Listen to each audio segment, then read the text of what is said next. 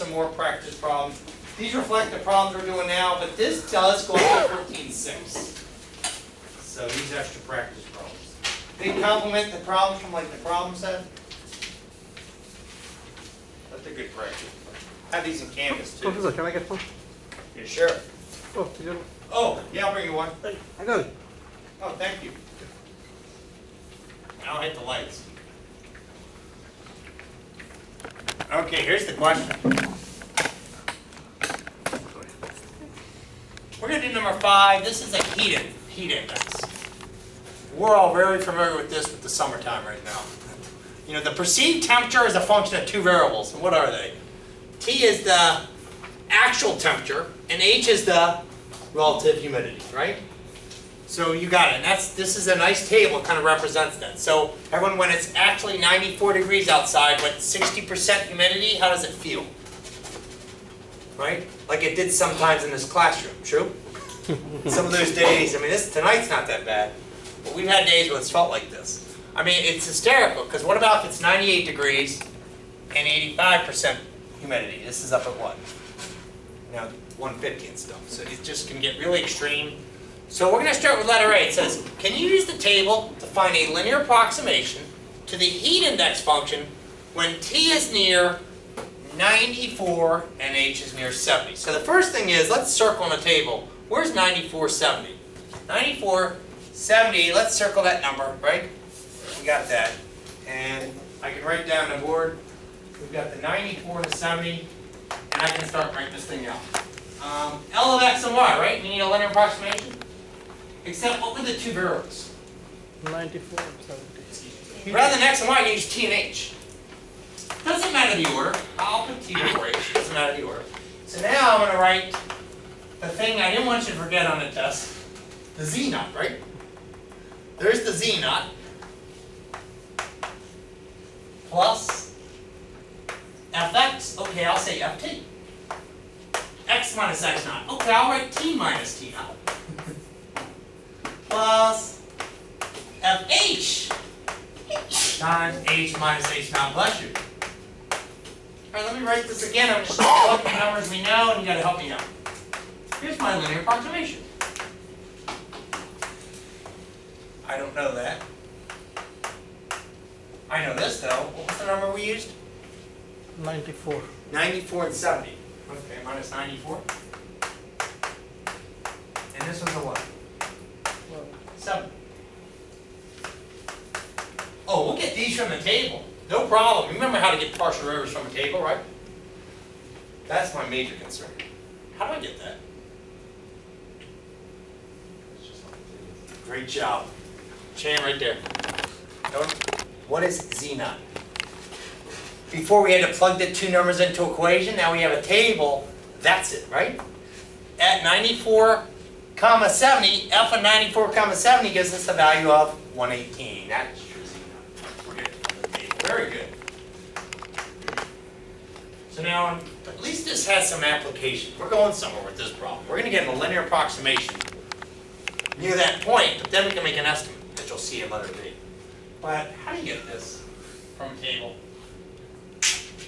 I do change in f values over the change in the t values, and you get really close to this. All right, everyone, change in f. That's why I'm glad we got this. We can just point to them. These are all f values. There's your t values.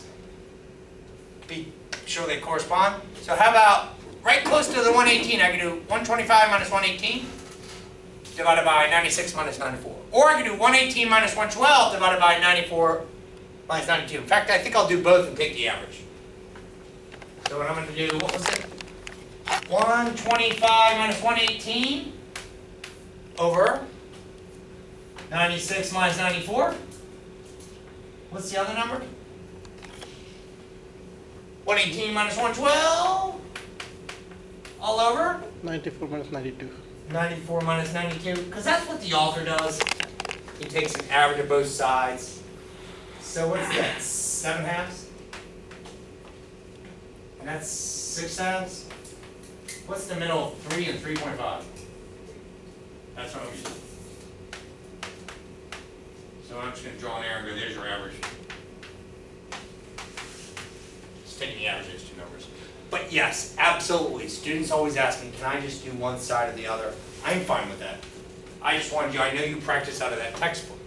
I don't want you to be thrown off like, well, I only got 3, I did the right, why does the book say 3.25? He always takes an average off each side of those. Hey, how about FH? Changing F's over the changing H numbers. What was the calculation? There's the H's. 118, let's use the 70 and 65, or the 75 and 75. 118 minus 114, or 70 minus 65. And, what was the other side? 122 minus 118 all over. 75 minus 7. I just want to point to it so one sees. I'm doing change in F over change in H. Change in F, change in H, right at that point. Take the average of these two. That's 4/5. What's that? 6/5? No, that's, 4/5. is that 0.82? Yeah. So what's the average of a 0.8 and 0.8. 0.8? And we got it. And here's the answer to letter A, Ellen. This is called the linear approximation. Right? That's the linear approximation. You knew that. But there is a part B, and that's what we're getting to. Why are we doing this? Because there's numbers not in that table that we can predict. And you might have guessed, but we're going to get a really good prediction. They said use your linear approximation and estimate the heat index when the actual temperature is 95 and the humidity is 72. So what do I simply do? Just plug them in. That's right. So this is going to be part B. Plug them in. What is L of 95? Yes. This is calculus 3. Just functions, multivariable functions, linear approximations. 3.25, 95 minus 94 plus 0.8 times 72 minus 70, and here's what I get. What's 118? This is the one time I don't distribute, because that's just 3.25. And what's 2 times 0.8? 1.6. So what's that all add up to? 122.85. 122.85, this is degrees Fahrenheit, and that's the perceived temperature, heat index. Like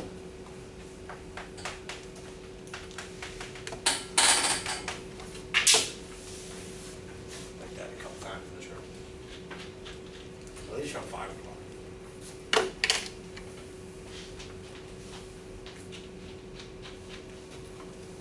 You look at that?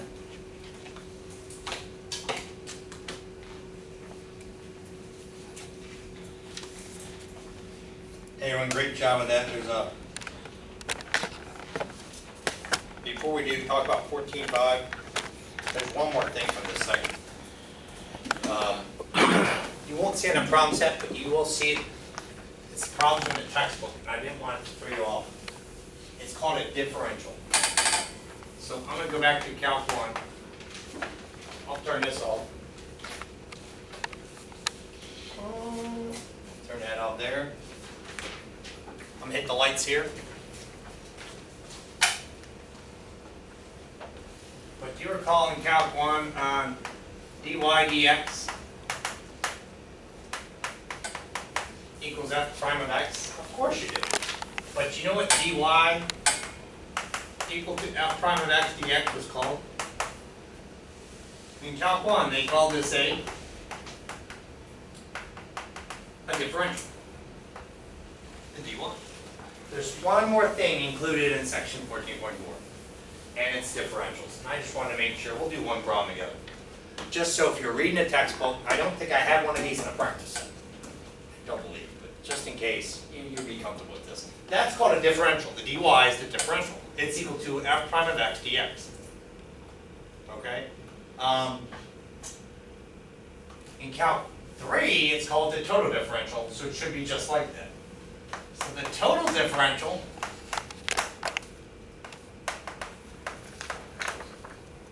is And this is still in section 14.4, but it's the last part of 14.4. The total differential is dz.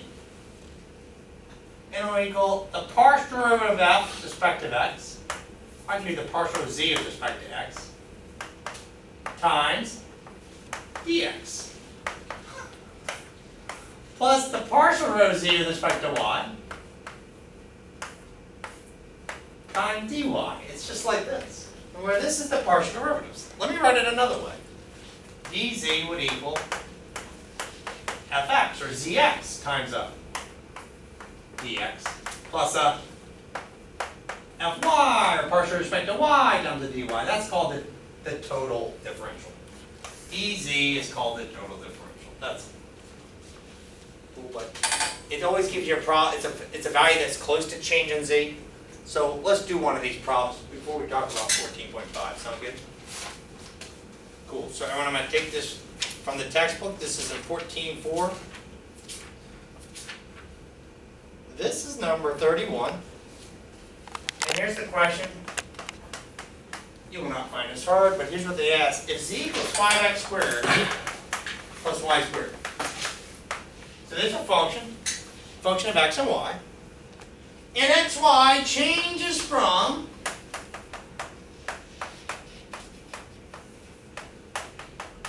and the 2 points are 1, 2 to 1.5, 2.1. They want you to find two things. Can you compute these two values? Compute the values change in z and dz total differential.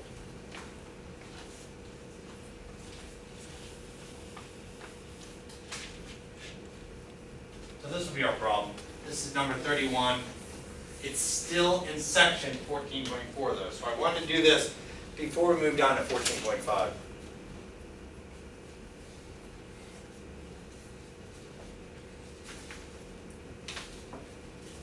Cool.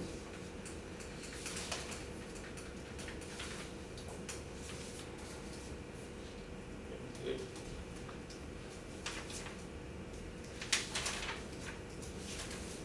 Okay. Can we start with change in z? This requires no calculus. Do you all agree? So change in z. What would that be? Plug these numbers in, get a z value. Plug these numbers in, get a z value, and then subtract them. Right? Z of this minus z of that. That's change in z. They want you to compute both of these because they should be very close to each other. Just like in Calc 1, dy was very close to change in y for a small change in x. We notice a very small change in the xy coordinates. D should be very close to each other. We're going to observe that. We're going to see that. So that's what I just wanted to do with you. All right. No calculus. What do you get for change in z? So really, on this is just, bless you, get f of 1.05, 2.1, plug it in, and then subtract f of 1,2, and I'll put the number down. I did it last night. I remember I got 9 point something. 225. Is that it? 0.9225. 0.9225. All right. Now this requires calculus. Let's find the total differential dz. Okay, first I'll write out the formula. Get the partial with respect to x, then multiply dx. Get the partial with respect to y, and then multiply dy. Okay. So you might find this easier. By the way, dx is the change in x, dy is the change in y. So what's dx in this problem? You gotta observe it. How much did x change? 0.05, everyone looking at it. X went from a 1 to a 1.05. Everyone see how I'm getting on dx? Cool, what's the dy? What's the change in these y's? 0.1? Okay with that? Now just get the partial derivatives and plug in the value. What's the partial with respect to x of that? 10x, well what do you got to plug into 10x? make sure you plug in the point. Now there's 2 points given. They want you get this, it's from the point you initially started at. So I need you to plug this in. So if you plug in 10 times 1, what do you get? 10. 10. I substituted 1. Because I have to plug in this point. I'll circle it. Now, get the partial respect to y, but plug in the same point 1, 2. What's the partial respect to 4. y? 2y. 2y. That's I'll write it underneath, but you got to substitute a 2. 2. What's 2 times 2? 4. So this was at y equal to 2. This was at x equal to 1. This number should be very close to this. Almost spot on. Almost the same. And what is 0.5 plus 0.4? Yeah, I'm just going to... See? Right, everyone? Very close to each other. That was our option. We can see that going. Spread those numbers out, they're going to be drastically different. Because the idea of a tangent plane going off a sphere, it's going to keep the Earth further and further away from the sphere. It only works when it's really close to the point. Cool. Hey, so the last thing we'll do today. 14.5. Chain rule. Well, you already know the chain rule. This is cool. This is pretty neat. Do you remember related rates problems in Calc 1? They look so intimidating. Do you remember those? The related rates, a ladder was sliding or a plane was flying over and you had to find a rate of change or something. So this is the last thing we'll do today. This stuff's pretty neat. Chain rule. So let's say you got a function.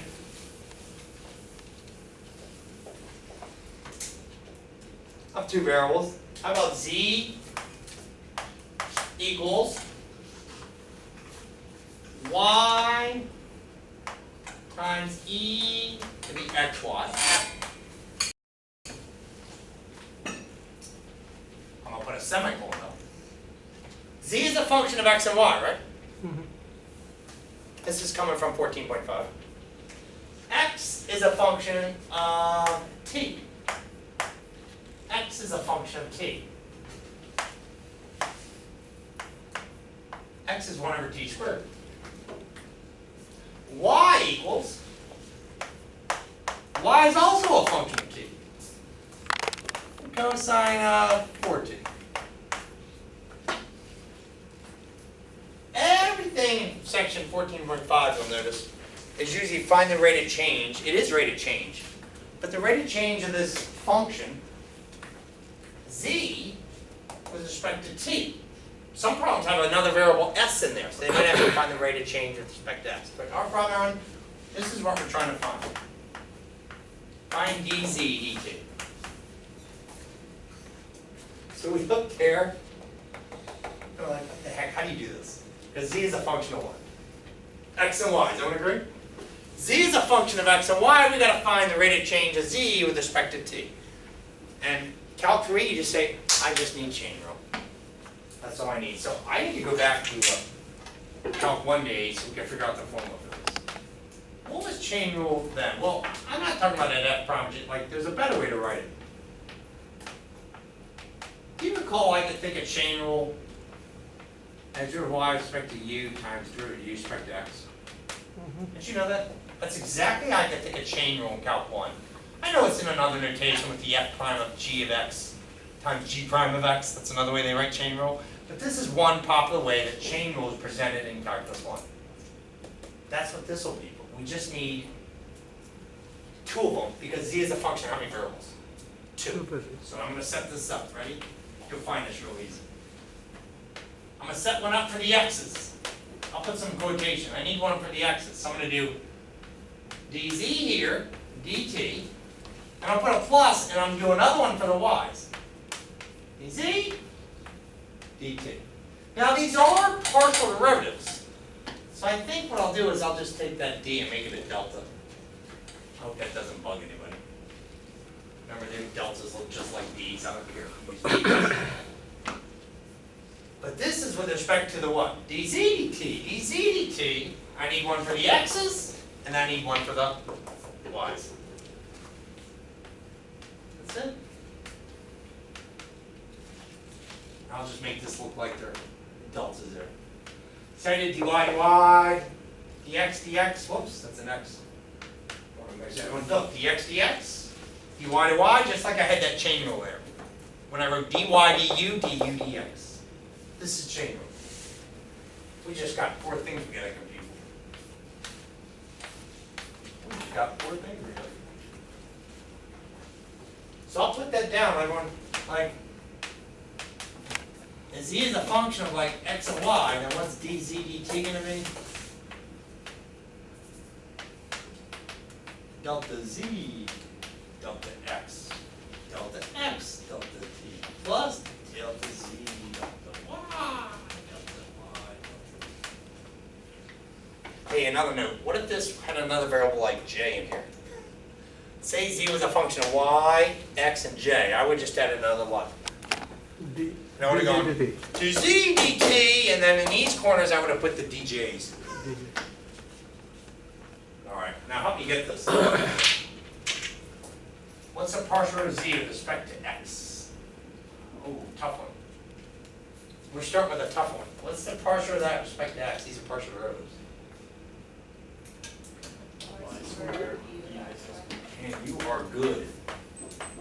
Is someone okay with that? They get y squared e to the xy. What's the partial of x respect to t? Like, well, x is only a variable function of t, so let's just get the derivative of x with respect to t. I don't have to put deltas here. What's the derivative of x with respect to t? That's t to a negative 2. So it would be what? Negative 2 t to the negative 3? What's another way to write that? I'm going to write it like that. Negative 2 over t cubed. Nice. What's partial root of z with respect to y? Crap. I'm getting it ready. You all spot it? How much room I'm leaving? I didn't need much room here. I think this is the first time you and I are doing a partial derivative together where we need product rule. Why do I need product rule? Because there's a y here and there's a y there. Does everyone see that? So I'm going to think of this like first times derivative second plus the second times derivative first. All right, here I go. First times derivative second. X times e to the xy plus the second e to the xy times derivative first, which is a 1. Oh, cool, I didn't need so much room. Was everyone okay with that? I just did product rule. You don't need it too often with partial derivatives, but we needed it there. Right? Every once in a while you need a quotient rule, but we haven't needed that yet. Oh, what's your y respect to t? Just remember chain rule. Negative 4 sine of what? 14?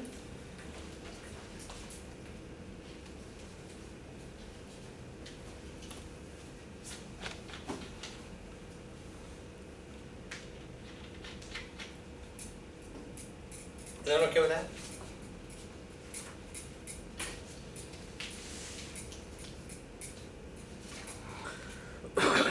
Hey, let's apply this to 2 problems, and we'll be done.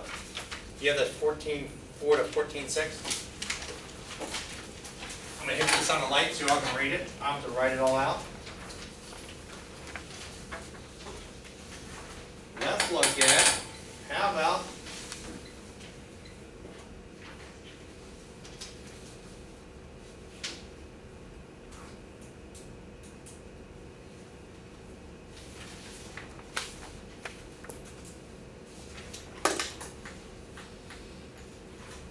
we're going to do number 9, then we'll do number 11. Oh, these will be quick. We'll be done. Number 9, number 11. This is just on practice.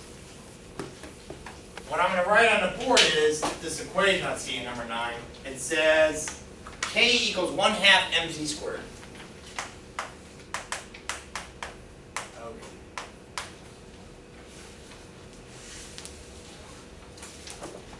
Good? You can't probably use this? Oh, yeah, sure, yeah. That way everyone can read it. So we're talking about number 9. Think of the kinetic energy of an object with mass m moving at the speed v is given by k equal to 1/2 mv squared. At a given instant, the rocket with mass of 100 kilograms traveling 120 meters per second.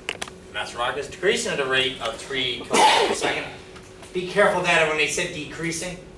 So you can help me do that when we plug it into the math, into the formula. And it's increasing at the rate of 70 meters per second squared. The rocket is accelerating forward. The rate of change of kinetic energy is closest to. So when we're finding rate of change with respect to time, when you hear that in this course, you're thinking chain rule. Because I need rate of change with respect to time, and this doesn't have time, right? So k is a function of how many variables? 2. So this is what we're looking for.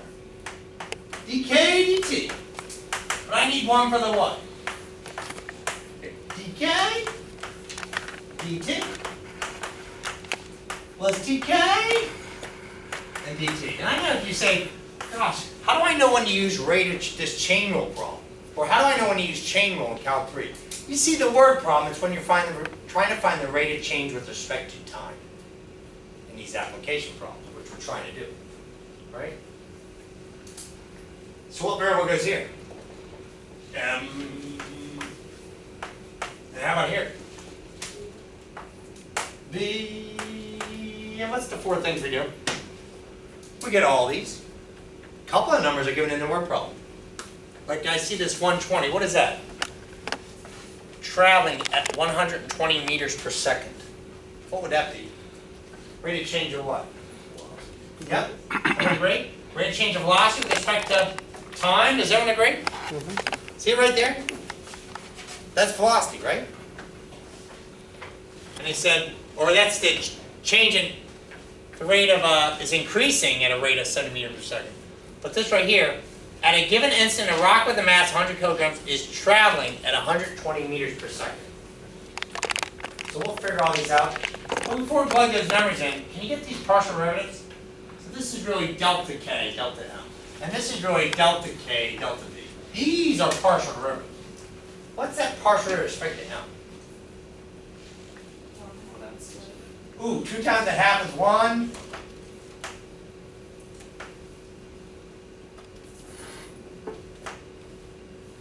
V squared, right? And what are we plugging in there again? The velocity was what? 120. 120 squared. What was the rate of change of the mass?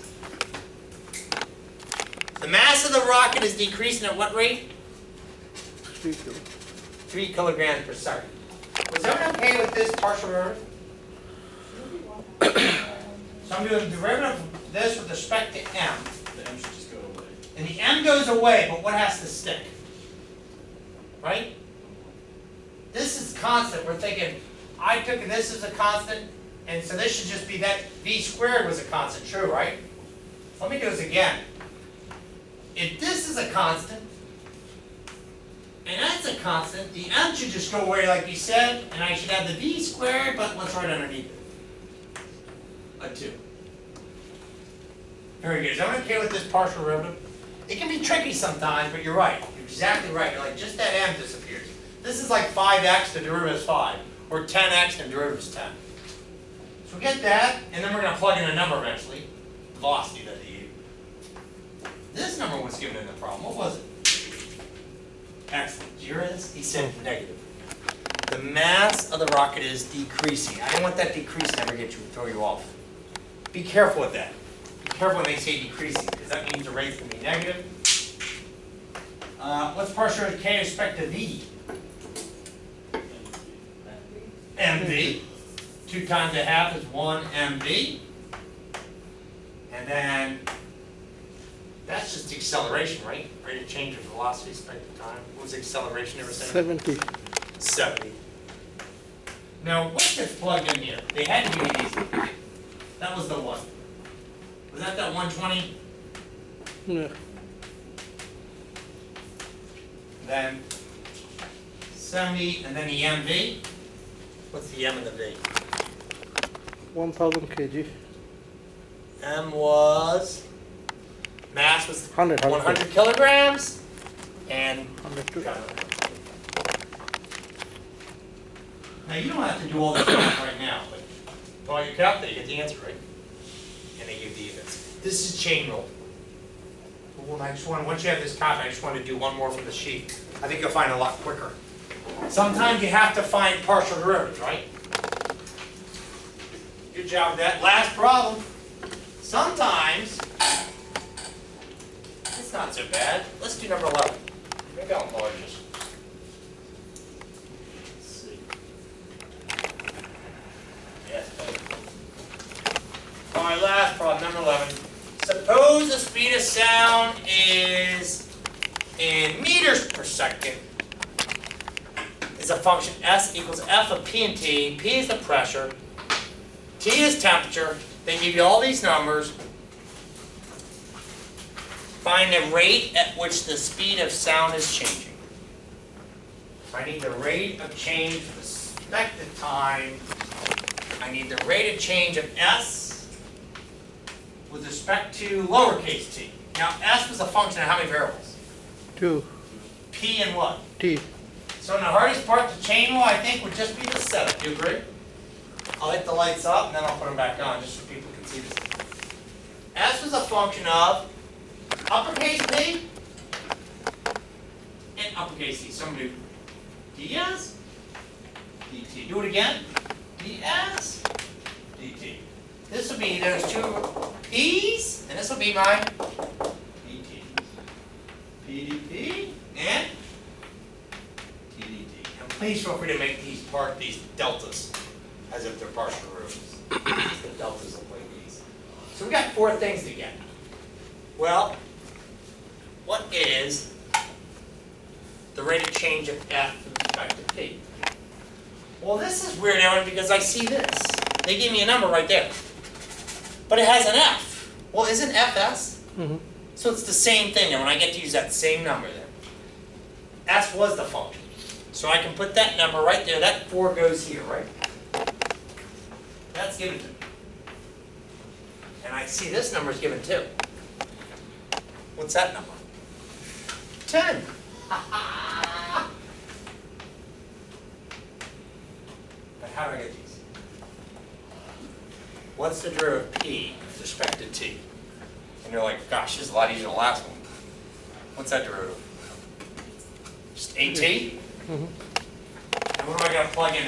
What was the time they asked for? So I'll drop a line. What do I got to plug in here?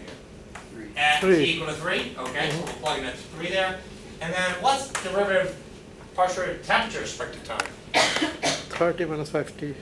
So this derivative is just what? Negative 5? 5, yeah. So we put negative 5. So our final answer is 4 times 24 plus negative 50. What's 96 minus 50? 46. And what are the units for this problem? We're going to put it said in meters per second per hour. It's all right there. M per S per hour. And you all, great job today. Thanks. Got the 5.